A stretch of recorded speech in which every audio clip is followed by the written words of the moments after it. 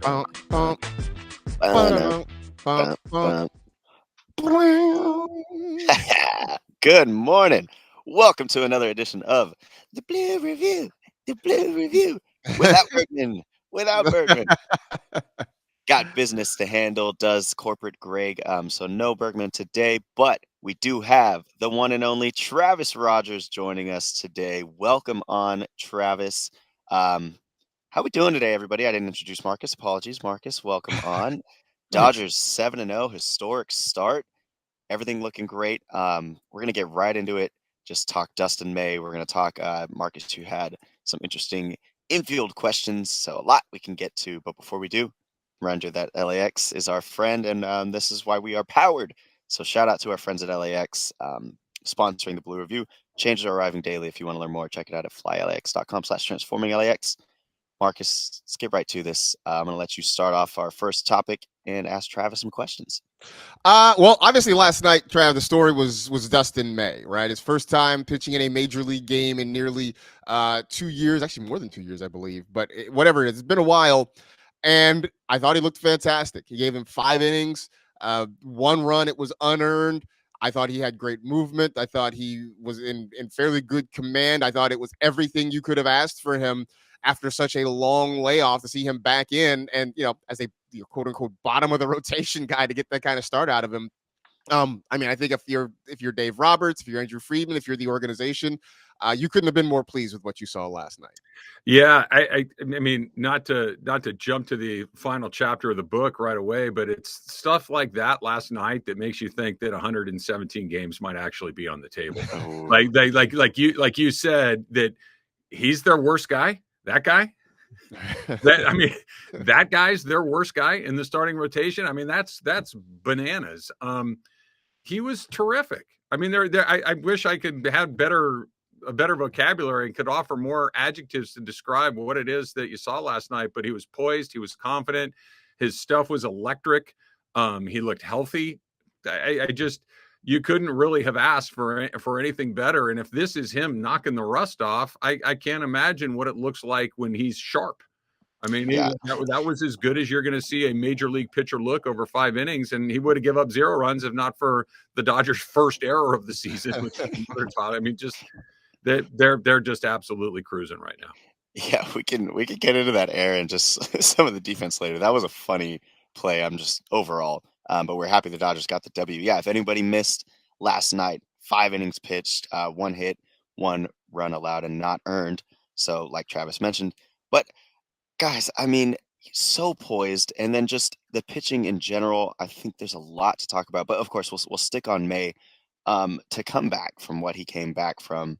And then now to see that he's still like that, it was emotional. Marcus, what did you? I mean, feeling wise, just like what did you get out of this performance, and how is this going to be able to help him moving forward?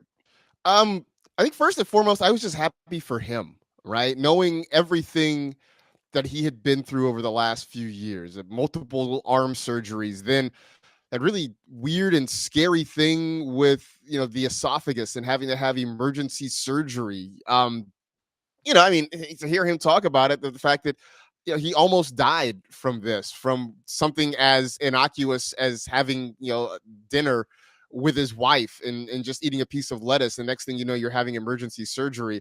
So to see him after all this time, first off, just to get back on the mound was, it was a lot of fun to see. But then to see him go out and strike out the side in the first inning, and just the emotion that you saw from him, the way that he came to the dugout and just was fired up and slapping the wall and that sort of thing.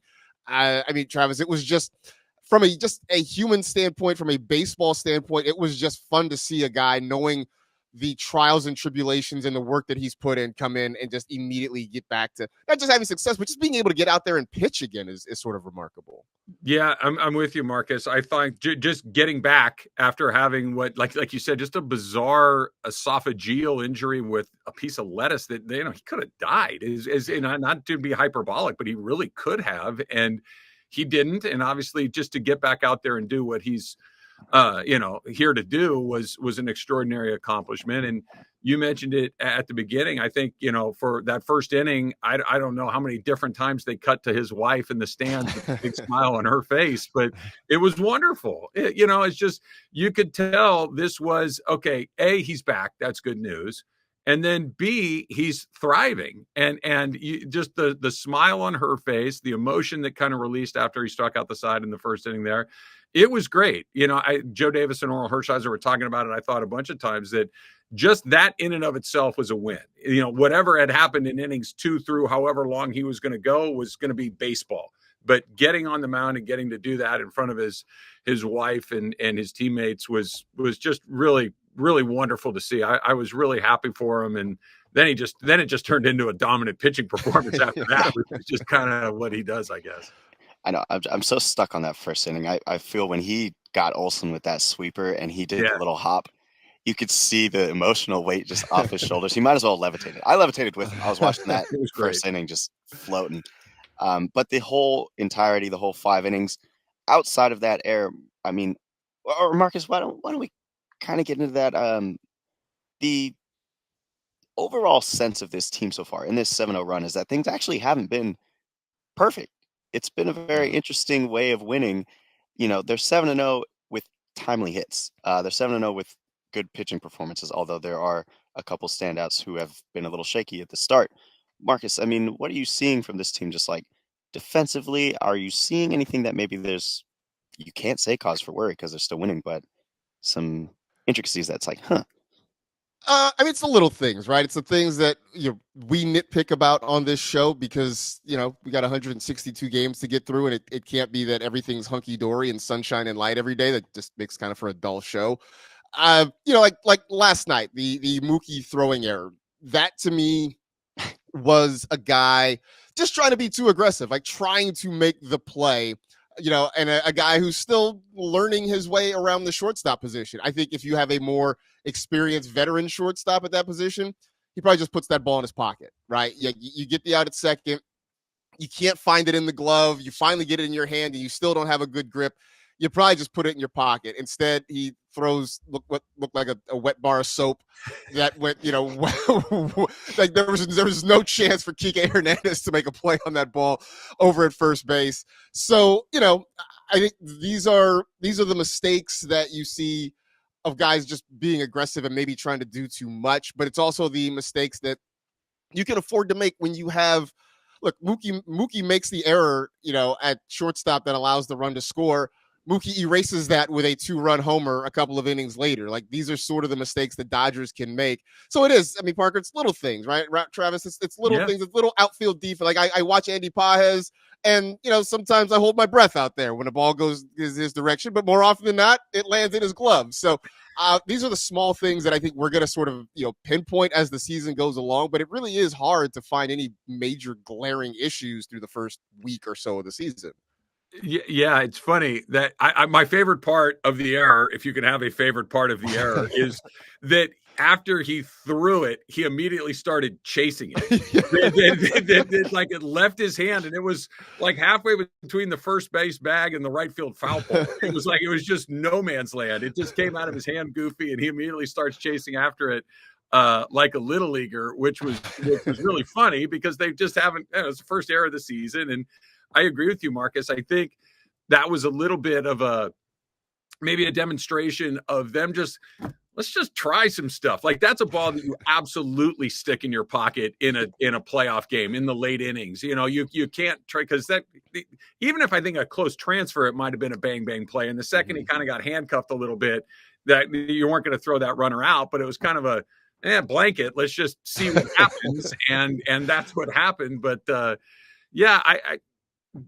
it's really hard to kind of say, oh, they need to be a little bit better here or a little bit better there. They do. There's some things that haven't been perfect. I think center field is the one part that when it's not Tommy Edman, it's like, okay, what are we doing out there on any given night? We'll see if Pages can find his bat. But like you said, he's catching the ball. He caught up a ball that may or may not have been a home run the other night to keep him in the ballpark. If these are the things that we're, scratching our head about at the end of the game, that's a pretty good sign. Yeah. And I mean, It's just too hard. It's almost too hard to nitpick. It's not even 162 games. We had Alana Rizzo on yesterday, and she reminded us it's going to be 173 because you got to throw those playoffs in there. But if we are going to, I mean, I know this isn't even nitpicking. Just the bullpen performance. We've been getting a solid start already. Tanner Scott, of course, had I don't want to say shaky, but he was a little.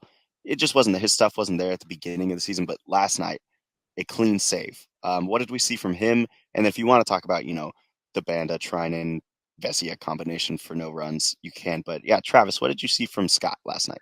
I thought it was his best outing as a Dodger so far. I thought that's as good as he's looked since he's come here. But I don't think that we can just kind of skip over the fact that he's one of these guys that's new to the team. He is one of these guys that was not a part of the World Championship team last year, and he's probably trying to, for lack of a better phrase, demonstrate that he belongs. I mean, he certainly does. He's a terrific player, and there's a reason the Dodgers gave him that deal that they did, and he was the number one sought-after relief pitcher on the free agent market this year. So he's clearly qualified, but when you show up to a new environment, even if you're a high-priced free agent acquisition, you want to kind of have your shoulders back and say, I'm one of the guys too. I belong here. And I think that's what this is. I just think that he's maybe trying to do a little too much as opposed to just let his talent be his talent and go out there and do it. And that'll take care of itself. Fast forward a week from now, a month from now, I have zero worries about Tanner Scott. He's a terrific pitcher, and I think you're already starting to see him settle in a little bit. Last night was by far the best that he's looked, and I just think it's hey, I'm a great pitcher too, and watch this, and he'll kind of settle back in. Yeah, it's funny too, because I think last night the bullpen sort of shaped up the way I think we anticipated working out a little bit more. I was surprised earlier in the year where there was a game, I think it was one of the games against the Tigers, if I remember right, where it was Tanner Scott who got the 8th, and then they brought Trinan in for the 9th. Mm-hmm. And look, I think we may see situations like that where Dave Roberts will sort of play situationally and sort of move the pieces around. And we still haven't talked about the fact that Evan Phillips at some point is going to come back too. He's another guy that can eat late innings. Michael Kopech's a guy and Gratterall. Yeah, right. Those guys too. I mean, it's crazy. Yeah, it's funny because I talked to guys who are really deep into fantasy baseball, and the general consensus was stay away from Dodger closers just because you don't know who's going to be the guy to get the save more often than not. So I think last night, though, it sort of worked out the way we anticipated with Trinan taking the 8th inning, Scott taking the 9th inning. But, we've talked about this, Parker. I mean, there's so many arms down there that it's a problem, but it's the best kind of problem to have when you're Dave Roberts and you're trying to figure out, okay, well, where do we go? How do we get these last, 6 or 9 outs or whatever it's going to be? And you just have such an embarrassment of riches down there. I think it's a problem that literally 29 other managers across Major League Baseball would love to have. Yeah, listen, I'm playing fantasy this year, and I said, screw it. I went Dodgers because I'll take the holds. they're gonna have 2 to 3 run leads every time, and I'll take those holds for sure. Just real quick, kind of on that point, Marcus, that you're talking about with as far as who's going to get saves or whatever. I think all of these guys are going to get a lot of innings. I think you got the last couple of nights. I think have been a really good representation. I think it's going to be downright rare where you see a starting pitcher go past the 5th inning. Yeah. That just so it's not that they have to cover 3 or 6 outs. They're going to cover 4 innings a night. I think last night's a really good example. The night before with Glasnow, that if they have a lead, that game's over after 5 innings because maybe one guy has a bad night, but the odds of finding a couple of rough nights or in that bullpen are not good. So, you've got as many as 12 outs to cover. Maybe if, Sasaki's the most recent example of maybe a guy struggles here or there, so you got a little bit more. I think there's going to be plenty of innings to go around. I just don't. I mean, those leverage innings at the end maybe are a little trickier to kind of disperse along the way. But you've seen it. I mean, if the Dodgers have a lead after 5 innings, the game is over. And if the Dodgers are behind after 5 innings, the other team has to play 4 more innings. Like the game gets very short for the Dodgers with the lead, and it gets really long for the opponent if the Dodgers are behind to get through that lineup the 4th, maybe 5th time. I know I've said this a lot, and I'm going to keep saying it. I have never seen anything like this. I mean, it's wild too to that point though, because like we saw a couple of nights ago, Jack Flaherty, who was fantastic for the first 4+ innings or so, he made that 3rd trip through the lineup. and then they get him for a handful of runs, and they come back and win the game. Same thing last night. I mean, Chris Sale was cruising along, really. He had given up he gave up, I think, an infield hit to Teoscar. He hit Mookie with a pitch. But other than that, really wasn't giving up anything. Third time through the lineup, single to Shohei, home run to Mookie Betts, single to Tommy Edman. You know, he ends up, when it's all said and done, giving up 3 earned runs, and the Dodgers get another win. It is, if you are a Dodger fan, the game, you know, if to your point, if they are behind, it's not over. It's never going to be over until a team records that 27th out against them. So it's going to be really interesting to watch. Where, like, you know, if you're a Dodger fan, there's no reason to turn the game off, because either they're winning and the bullpen locks it down, or they're playing from behind and they figure out a way to generate some offense and win a game at the end. And they know it too. Like, there is no panic. There's no press. There's no nothing. It's just keep throwing it, keep throwing it, keep throwing it. And we're going to you're not getting through this 9 innings without us having an inning like you just described, Marcus, where hit, home run, hit, steal, error, game over. It happened in the blink of an eye. And you could tell that pressure, the throw into center field allows Edman to move up, and Will Smith. It's just, they didn't hit 9 home runs last night. They you know, Mookie ran into one great at bat, but other than that, it's not like they did a whole bunch. But in one inning, they put 3 hits together, got a steal. They won the game against the guy that was the best pitcher in the National League last year. Gosh. And by the way, Freddie Freeman's only played 3 games this year. And Mookie's played 4. You know, it's crazy. Talking about this side of on the offense, specifically, let's start with the negative, Nancy. I guess, like you said, we got to nitpick at some point. From the chat, Roy Estrada asks, and I'm just going to get straight to it. So, Muncy, batting way, way, way below the Mendoza line to start the season at 95. Is 7 games enough to worry? He asks, do we need to find a bat at third base? Yes, we're deep, but we need a player who can hit. We need to extend our lineup, from Roy Estrada in the chat. Travis, is there any issue to worry? I mean, he's got the torpedo bat on the way. Yeah, I was going to say, the FedEx truck is showing up today with the torpedo bat, so that problem has been fixed. No, look, Max Muncy, when he's healthy, hits 30-plus home runs a year. He will hit 30 home runs this year. Max Muncy's not going to be a 300 hitter. He walks and he hits dingers. That's what he does, and he strikes out. Okay, I mean, we're talking about extending the line from what? From 8 to 9. I mean, he's not the weak link in this team. He's going to hit in the middle of that order. He's going to hit somewhere between 4 and 6 or 7 most nights. And I'm a Max Muncy fan. I think he's a really important part of what they do. When he gets hot, he's as dangerous as anybody. But he has periods where he's cold. I think he's in a cold spot right now. But I don't think that's a part that you need to think about fixing anytime soon. He is a proven major league commodity. He's a 30 home run bat, and he will be this year too. No, I agree with that completely. This is part of the Max Muncy experience, yes. Right? You're going to go through stretches where he just doesn't hit, and then you go through stretches where the ball looks, it's the size of a beach ball, and he's just crushing everything. So I'm not worried about that. I would say that if there's a spot that I have a little bit of concern right now, it's probably at second base, just because, look, Edman was there last night, and he plays a very good second base, but I know that they don't necessarily want to keep him there full time. I do wonder, can Miguel Rojas duplicate what he did last year, which is probably a magical season for him, especially at his age? They can't really put Chris Taylor there, I think, on a consistent basis.